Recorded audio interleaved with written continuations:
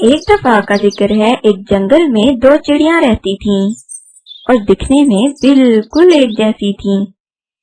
وہ دونوں ایک ساتھ کھانا ڈھونڈتی اور پھر ایک ساتھ ہی کھانا کھاتی، مگر ان میں سے ایک چڑیا بہت ہٹغرض تھی۔ ایک دن ہٹغرض چڑیا کو سانپ شکار کرنے کے لیے آ گیا۔ چڑیا کھانے پینے میں مصروف تھی، سانپ بہت قریب آ پہنچا تھا۔ چڑیا جان چکی تھی کہ سانپ اس کے بالکل سامنے آ پہنچا ہے، اب چڑیا بھاگ بھی نہیں سکتی تھی۔ سانپ ابھی حملہ کرنے ہی والا تھا کہ اسے فوراً ایک ترکیب سوجی۔ وہ بولی، سانپ بھیا مجھے مت ماریے، آپ شاید جانتے نہیں کہ مجھے کھانے سے آپ کی جان کو خطرہ ہو سکتا ہے۔ تمہیں کھانے سے میری جان کو کیسے خطرہ ہو سکتا ہے؟ سانپ بھیا مجھے ایک بہت خطرناک بیماری ہے، جو بھی میرا گوشت کھائے گا اس کی موت ہو سکتی ہے۔ میں تو شاید اب کچھ ہی دن کی مہمان ہوں، لیکن آپ کو تو یقیناً جلدی مرنے کا کوئی شوق نہیں ہوگا۔ مگر میں تمہاری بات کا یقین کیوں کروں؟ تم اپنی جان بچانے کے لیے جھوٹ بھی تو بول سکتی ہو۔ پر مجھے بہت بھوک لگ رہی ہے، مجھے تو کچھ کھانا ہی ہے بس۔ دیکھیں سانپ بھیا، مرضی ہے آپ کی، لیکن اگر میں سچ کہہ رہی ہوئی تو آپ کا نقصان ہو سکتا ہے۔ میرے پاس ایک ترکیب ہے جس سے آپ کی بھوک بھی مٹ جائے گی اور آپ کو مجھے کھانا بھی نہیں پڑے گا۔ وہ کیسے؟ میری دوست چڑیا بالکل میرے جیسی ہے اور وہ بھی اسی جنگل میں میرے ساتھ رہتی ہے۔ میں اسے بہانے سے آپ کے سامنے لے آؤں گی، آپ اسے کھا کر اپنی بھوک مٹا لیجیے گا۔ یہاں اس پتھر کے پاس میں اسے لے کر آؤں گی اور میں زور زور سے چوں چوں کی آواز کروں گی، آپ آ جائیے گا۔ سانپ نے ہٹغرض چڑیا کی بات مان لی اور وہ چھپ کر دوسری چڑیا کے آنے کا انتظار کرنے لگا۔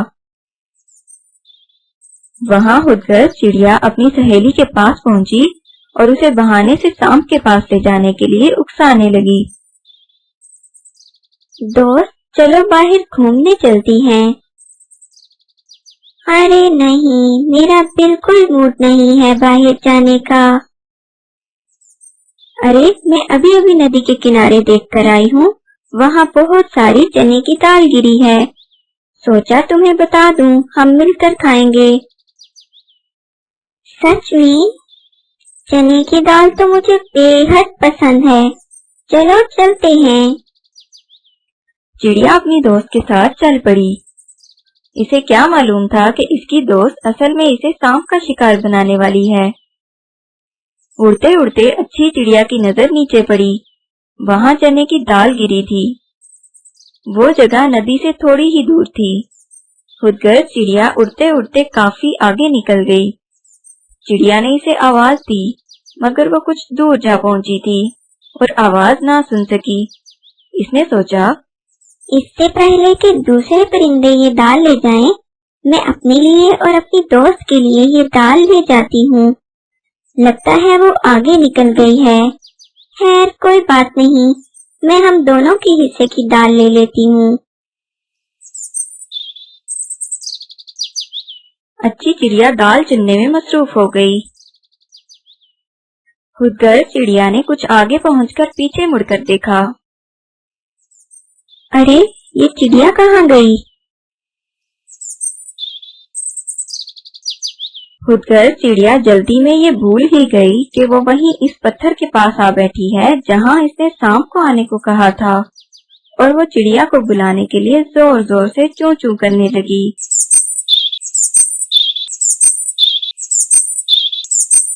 یہاں سانپ آ نکلا اور چپکے سے چڑیا پہ حملہ کر دیا۔ سانپ نے ایک ہی جھٹکے میں چڑیا کو ہڑپ کر ڈالا۔ ہٹغرض چڑیا اپنے ہی بچھائے ہوئے جال میں خود ہی پھنس گئی اور ہمیشہ کے لیے جان سے ہاتھ دھو بیٹھی۔